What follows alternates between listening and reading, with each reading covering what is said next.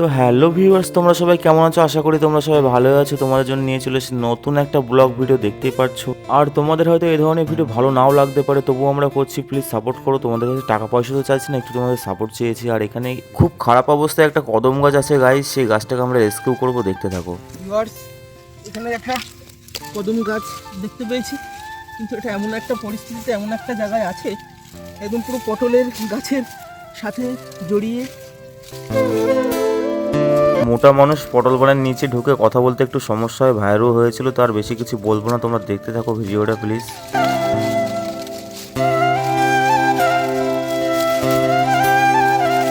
তো ভিউয়ার্স, তোমরা দেখতেই পাচ্ছ গাছটা কি একটা বাজে খারাপ অবস্থায় ছিল, তো এটাকে আমরা রেস্কিউ করলাম। অনেক কষ্টের পর গাছটা আমরা বের করতে পেরেছি।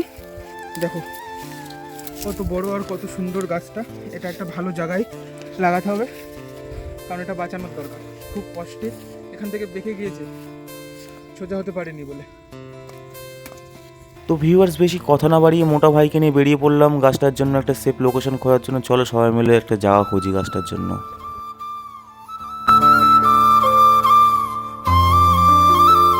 তো ফাইনালি একটা লোকেশন খুঁজে পেয়েছি, দেখতেই পাচ্ছ ভিউয়ার্স। আজকে আমি কিছুই করব না, যা করবে ভাই করবে, সব ওই করছে। তো নীরেন্দ্র দেখছো জায়গা পরিষ্কার করা চালু করে দিয়েছে গাইস। ভিডিওতে অনেক বকে ফেলেছি ভিউয়ার্স, আর বেশি কিছু বলবো না, তোমরা দেখতে থাকো।